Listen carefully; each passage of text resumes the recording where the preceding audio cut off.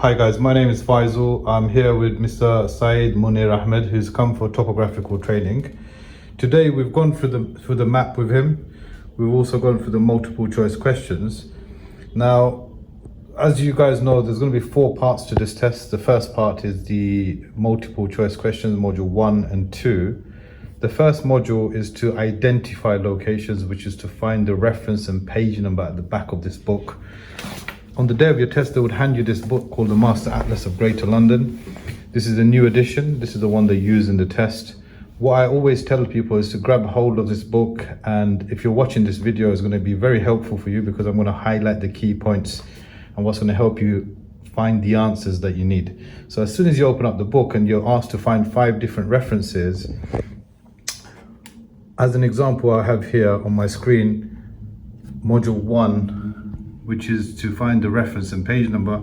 We have a few questions here which Mr. Munir Ahmed has answered. Now, where did you find the answers of these questions? Inside the book? Where did you have to go? At the front of the book? First page of the book, and there is a index. Yes. So what do we find in the index? Index with total streets, places, areas, hospital, station, selected places of interest, which is between 246 to 431 pages. Okay, so we will go to the back of this book, and right at the back we have the index there. Everything's in alphabetical order. Yeah. How does this index work? It works very similar to a dictionary. Everything's in alphabetical order. Now, one of the questions that we have here is Emirates Stadium, for example. So now for Emirates Stadium, you would have gone to the letter E to find that, right? Now, at the beginning of the index, what I want to highlight is something very important, because they do give this question sometimes in the test. At the top of the page where you see the letter A, what's at the beginning there? That is number 1. Number 1. So under number 1, we have around 7 to 8 places that begin with numbers. So as an example, if they ask us to find 7 July Memorial, we could see that it belongs there. Now, the common mistake people would make is what? They would go to J instead of going to this section at the beginning of the book. So remember this one thing, guys: when you're asked to find places with numbers, you would always go to the beginning of the book, right? So all the numbers are placed there. Now, what's the other thing that a lot of people get confused with is, if we go to this question here, if I scroll down,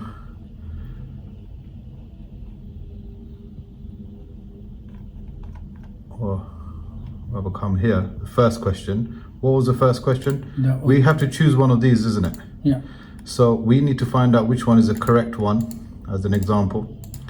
So what's the first question here? The O2. Now, for the O2, the reference and page number, where do we go? Do we go to the letter T or do we go to O? On the letter O. Yes. So one other thing that we need to remember is, anytime they say the something, we ignore the and we go to the letter O. So if we go to this book here, at the top of the page it says A here. We keep turning B, C, D, E, F, G, all the way to the letter O.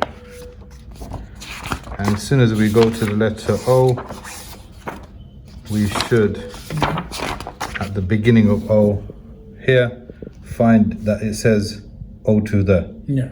So what's the reference and page number there? Is 46 GC 93. So 46 GC 93. As soon as I go onto my screen, what do? I go and click on 46 GC 93, and that would hopefully be the correct answer. Yeah. So Mr. Munir Ahmed has kindly answered all of these questions. He's gone to the back of the book and found the answers for all of these. So he's done part of module 1, which is to find the reference and page number, and briefly we have gone through module 2, which is to give the answers to, example would be the closest station to the O2. He's found the O2 at the back of the book and has placed these answers as well. So what we're going to actually do now, these are all your answers, right? Yeah. So if we go to the bottom of the page and submit your answer, we will be able to find out what your score is. So here we have 12 questions we gave him and he's scored 12 out of 12. All of these are correct. Okay, so the point I'm trying to make, guys, here is obviously the training is designed in a way that we highlight and answer and help you answer questions that you need to using this book. So on the day of the test, they're going to give you 17 questions from module 1 and 2. We have a software here which allows you to answer the questions and it gives you a score for all the answers that you place. Thank you very much for watching, and I hope this video has been helpful.